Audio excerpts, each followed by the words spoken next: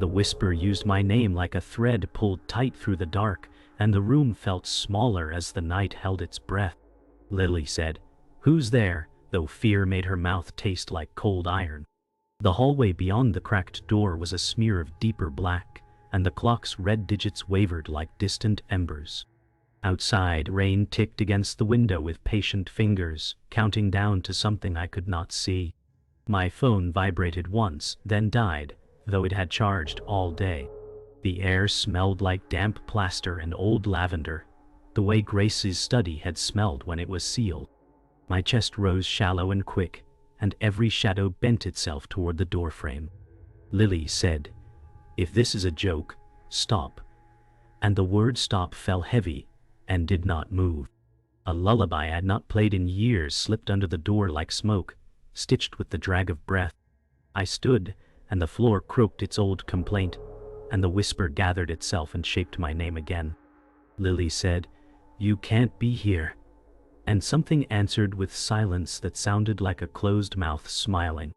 The lights stuttered, and I counted the blink like I had counted pills during the funeral week. 1, 2, 3, then darkness. Lily said, "Stay on," though the bulb had its own mind. The phone shivered again and flashed my name as if someone else were holding it. I watched the wallpaper seam along the hallway, a raised vein that led straight to the door. The floorboard spoke with small complaints, and the rain turned from tapping to hissing. Lily said, "Grace would hate this house," and the word house echoed with a hollow pause at the end. I stood at the threshold and smelled the wet dust of the hall and a sweetness beneath it like old perfume. The whisper did not return, which was worse. Silence is a room where you wait for a key to turn, and it never does. I set my palm flat to the door, felt a faint tremor, and pulled it open the breadth of my breath. The moon revived just long enough to light my face, then slid back into black, like a fish breaching and vanishing. Lily said, "Ethan will say this is stress," and I believed him for half of a second. I opened the voice memos and found a new file named with tonight's date that I had not made. My finger hovered, and my heart beat until I could feel it in my teeth. Lily said, "If you recorded me, I'll delete you," and the threat fell ragged. I pressed play, and the speakers coughed a breath that was not mine, then a lullaby dragged by a rusted comb. The name that followed was my own, spoken like someone reading it on a headstone. The file ended with a scrape, and the room resumed its heavy patience. I stared at the door again and almost said the name back, as if answering a roll call. Scratches stitched themselves across the door from the inside like a pen gone wild, and I forgot to breathe. Lily said, "No," and the word felt too small. The marks were thin, parallel, urgent, each stroke starting low and climbing. The sound carried in the wood, not on it, like something writing within the grain. I backed up until the bed frame touched my legs, and the rain hushed to listen. Lily said, "I hear you," and silence returned like a held breath released. I imagined the hall filling with water, the steps to the study bending under it, the sealed boxes afloat. The music box clicked once from the shelf, a throat clearing in the dark. The walls leaned, an old house stretch, and the bulb's hum returned as a nervous thread. A final whisper stitched my name to a date I could not place, and my mouth went dry. Lily said, "That isn't mine," though the numbers landed with weight. I repeated them softly, and felt a dull ache in my chest like a bruise blooming. Clock changed to 12:18, and the rain slackened, and somewhere a car passed like a sigh. I pictured a calendar pinned in Grace's study, circles drawn in red, notes in a hand I refused to forget. Lily said, "You can't have that," and the room offered a hush that felt almost kind. The phone brightened once more without touch, showed the same date in a notification I could not open, and died again. I closed the door and set my back to it, and counted the hinges like a child. The lullaby stopped, and the quiet lay down beside me like a shadow with a heartbeat. The morning after felt wrong, though sunlight spilled across the carpet like gold threads. Lily woke with the whisper still pressed against her ears, and her chest burned with the weight of her mother's absence. She whispered, "Grace, why didn't you tell me?" though no one was there to answer. The house smelled faintly of lavender again, though no bottle of oil had been opened in years. She tried to eat, but the bread tasted of dust and the coffee cooled before she could drink. Lily sat by the window, staring at the backyard where the oak tree bent, remembering nights when Grace read stories there. Every shadow reminded her of that sealed study and its locked door. Fear was not of ghosts, but of the weight of silence that Grace had left behind. Lily said, "I'm listening now," and the house creaked as if settling into a confession. Later that day, she met Ethan in the diner where they used to spend quiet afternoons. The hiss of the espresso machine drowned her nerves for a moment. Lily said, "The voice used my name," her words brittle as glass. Ethan stirred his coffee slowly, refusing to lift his eyes. He muttered, "Stress makes people imagine worse than storms." His tone clipped. She wanted to slam the table, but instead she traced circles and spilled sugar. The fluorescent light above flickered once, and the sound of cups clinking echoed louder than before. Lily whispered, "You don't believe me," and Ethan forced a smile, thin and sharp. She leaned back, hearing the rain on the glass again though the sky was dry. His hand brushed hers, cold, dismissive, pulling away before she could hold on. That night, Lily scrolled through her phone and found a voicemail marked unread, though the timestamp was years old. Her finger hovered before pressing play, and static hissed like wind over graves. A soft tune, a lullaby she knew from childhood, spilled into her ear. Then came her mother's voice, warped, pleading, saying her name as if she were begging from the dark.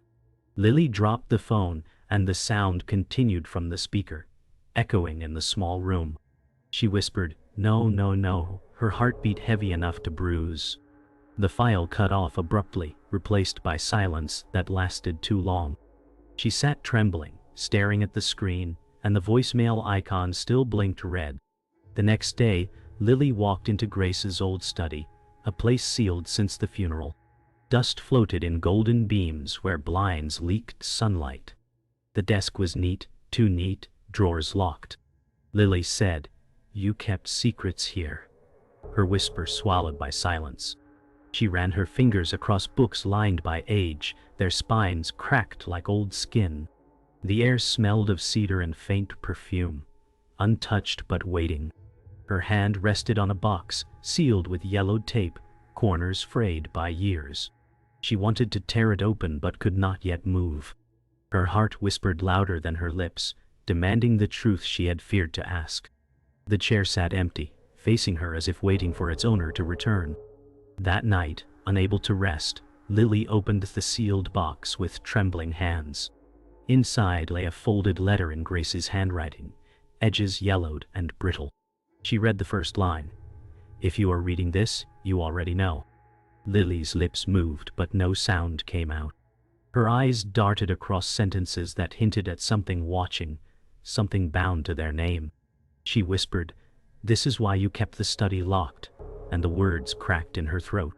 The shadows in the room pressed closer, and the air felt heavy, thick, unwilling to leave her lungs. She folded the letter again, her hands shaking, and pressed it against her chest. In that silence, the whisper returned. Softer now, as if grateful she finally opened the pass. Night folded over the street, and the lamps outside began to blink like slow eyes. I stood by the window and felt the glass breathe cold against my skin.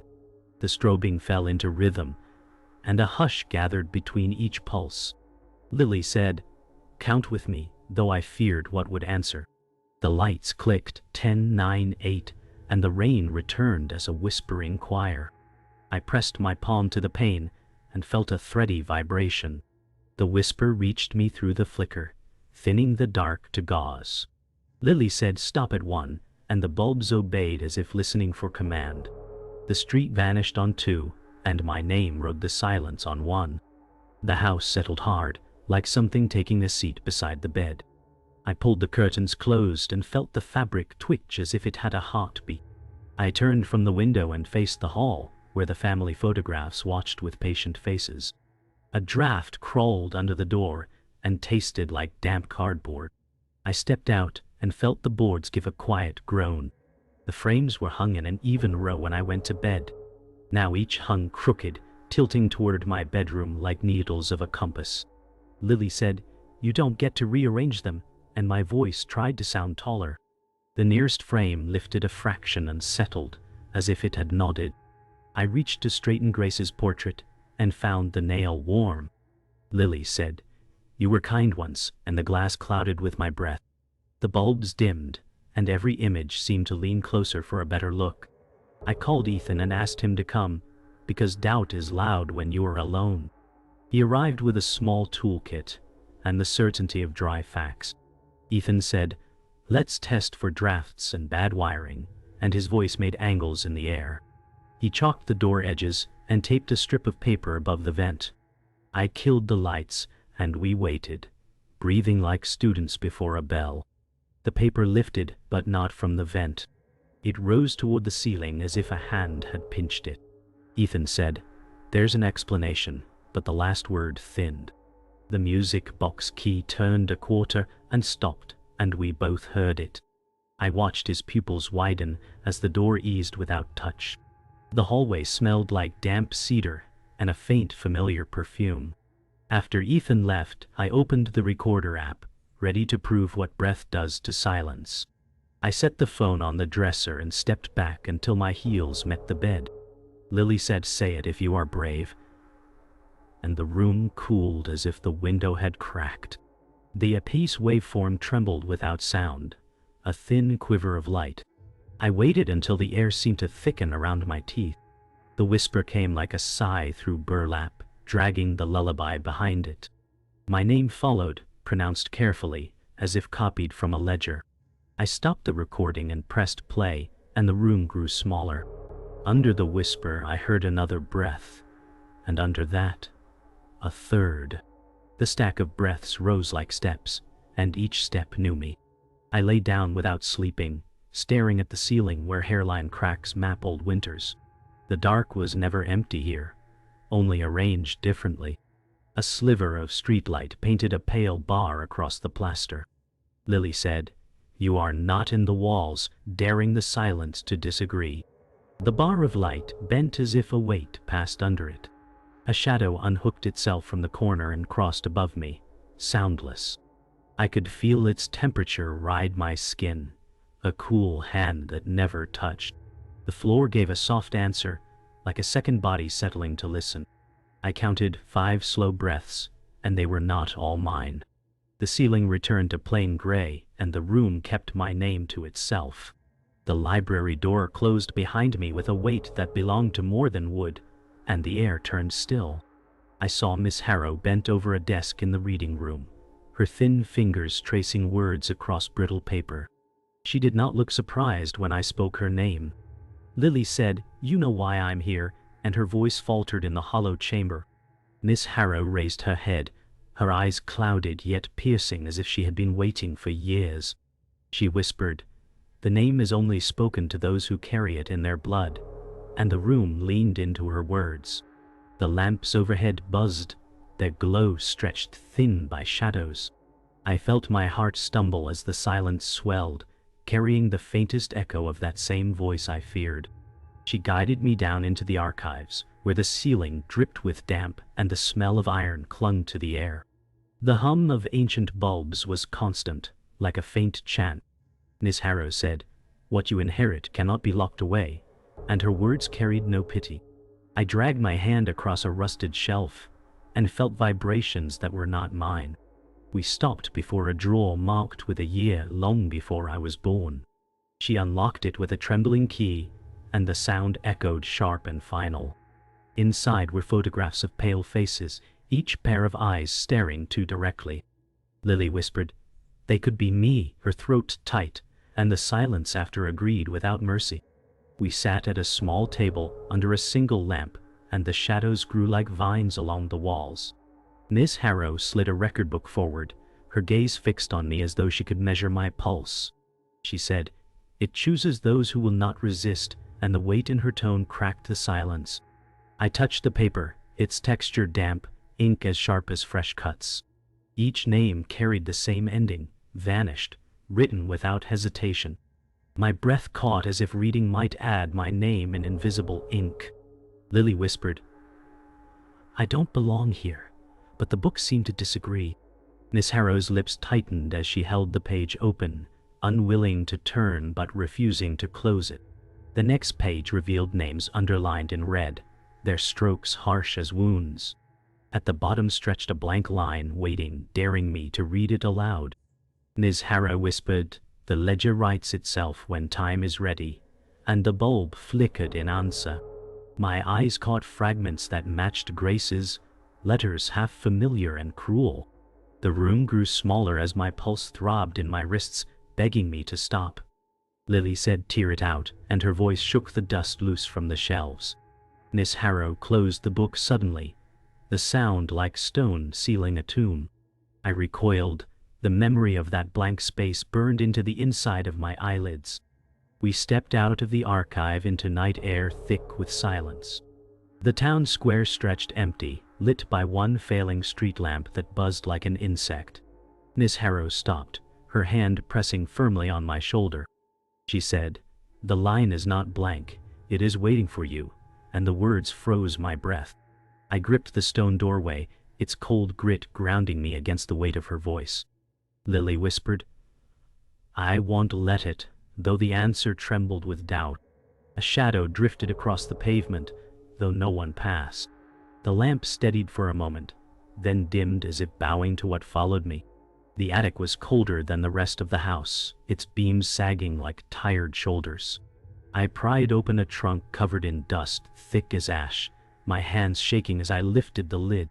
Inside lay cassette tapes wrapped in old cloth, labeled in Grace's handwriting. Lily whispered, "Countercall," reading the ink that looked fresher than it should. I slid one into the player, the plastic clicking like bones.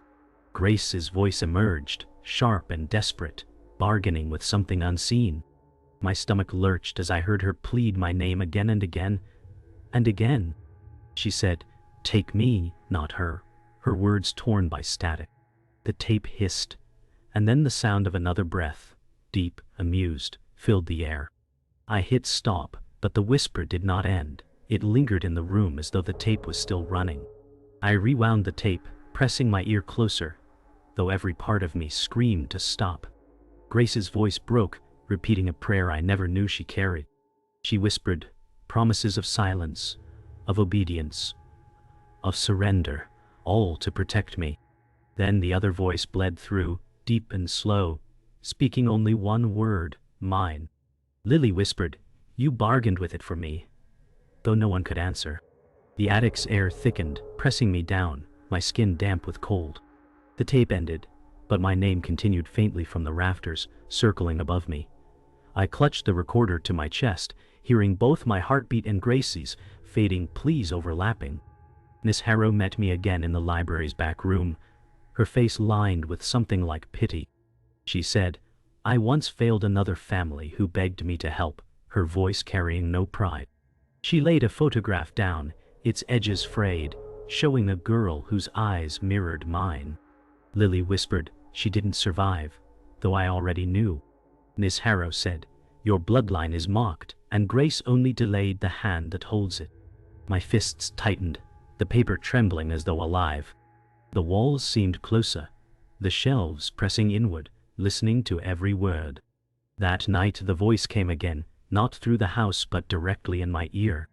It whispered, "You cannot run," the sound curling through me like smoke. My body froze though the rest of the room remained still.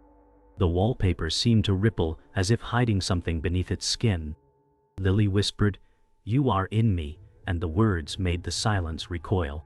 The air sharpened, filling with the scent of damp earth, as though the walls had opened onto a grave. My reflection in the window moved a heartbeat slower than I did, its lips mouthing my name. Ethan came the next morning, his voice sharp with disbelief but softer with worry. He said, "You need rest, not ghosts," though the tremor in his tone betrayed him. I handed him the tape, pressing play, but the recording twisted itself. Instead of Grace's pleas, the whisper spoke Ethan's name, curling it with a cruel tenderness. His face drained of color, his hand dropping the player as if it had burned him. Lily whispered, It knows you now, and the silence that followed sealed the truth. The voice had chosen a new listener, and we were both marked. I cleared the desk in Grace's study and set the tape, the candle, and the note in a tight triangle. The room felt like a lung that had forgotten how to exhale. I copied Grace's handwriting, each curve careful, each pause a held breath. Lily said counter call begins, and the candle flame pinched itself thin. I pressed play and spoke over the hiss, threading my voice between Grace's pleas. The air cooled until my teeth ached, and the floor answered with a hollow knock. I named the hour, the room, the blood, the house, the door. The whisper arrived as if it had been waiting behind the wall all along. My name came back to me, but it was bent like metal pulled wrong. Lily said, "Take me as witness," and the window fogged from the inside in a single bloom. The house shifted when I stood, as if the rooms loosened from their hinges. I opened the hall door and found the kitchen, though I had turned away from it. I crossed that threshold and entered the stairwell to the attic. I went down and arrived in the basement, which smelled like wet stone. Lily said, "You will not scatter me," and the echo returned from the wrong direction. I marked the trim with chalk, and the mark vanished when I blinked. The whisper threaded ahead of me, teasing me with my own voice. I followed, not trusting feet or map, only the pull in my chest. The study door appeared where the bathroom should be, and I knew I had called correctly. Ethan arrived breathless and too loud, carrying reason like a shield already cracked. He said, "We get outside now," but the front door opened onto the cellar steps. He gripped my wrist and counted beats like a medic trying to restart a heart. The whisper spoke his name, the way a mouth tastes a new word. The wall to the study sighed and drew itself inward, revealing a seam. Ethan said, "It's a draft," and stepped through as if testing water with one foot. The seam closed behind his shoulder as neatly as a book. I struck the wall and felt no house there, only a cold that climbed. Lily said, "Give him back," and the answer was a soft, contented pause. I returned to the desk and set the tape to loop, then stood inside the triangle. I spoke the 5 points again, but this time I added its hidden name. The candle recoiled and smoked. The room tasted of coins. The whisper thickened until it was almost a voice with teeth. Lily said, "Show yourself by bargain," and the books leaned as if listening. The air pressed down, and a shape of cold gathered over the blotter. It would not be seen, but it could be bound if I paid. I held the letter in my left hand and the key in my right. I named the trade and waited while the house decided how hungry it was. I said, "Ethan," for my memory of my name, and the flame steadied like a nod. The whisper folded into silence that felt like consent. The wall opened with a sigh, and Ethan stumbled out, eyes blank with shock. He said, "What did you do?" But the words sounded distant, like through water. My name slipped from me, light as breath on a mirror. I tried to say it, and touched a hole where it had lived. Lily said, "I am here," to prove that I had not vanished with the word. The house relaxed around us, pleased and patient, satisfied for now. Ethan held my shoulders as if I might fall through the floor. The tape clicked off, and the quiet drew its chair close beside me. Morning broke soft and pale, the house standing as though nothing had happened. I moved through the quiet hall, and each step felt like a question. Ethan sat at the table, his face calm but his eyes not his own. He smiled faintly, but the distance in it carved a hollow inside me. Lily whispered, "You're here," though the words landed like stones in water. He nodded, but the silence between us was louder than any voice. The house no longer groaned, no longer whispered, but I could feel it waiting, content to rest. My body felt heavier, as though I carried the weight of both names, one I remembered and one already gone. Later that day, I met Miss Harrow outside the library, her gaze lingering on me too long. She said, "You flinch at your own name now," her voice steady but quiet. I tried to repeat it, but the sound stuck in my throat like ash. She stepped closer, her eyes narrowed, studying me as though she saw what I had given away. Lily whispered, "It doesn't belong to me anymore," and her words faded before the air caught them. Miss Harrow's lips pressed thin, and she touched her cane to the ground with a sharp strike. She said, "The ledger always takes," and turned from me, leaving me standing in silence. Back home, I stood before the wall of family photographs, each face looking sharper than before. My image appeared in some, yet in others it blurred, as though I had stepped out. Lily whispered, "Do you still see me?" But no answer came. The air grew colder, and the silence pressed close, carrying the weight of recognition I no longer owned. The missing fragments of me stared back from those frames, demanding to be acknowledged. My hands trembled as I reached out, but the glass was colder than ice.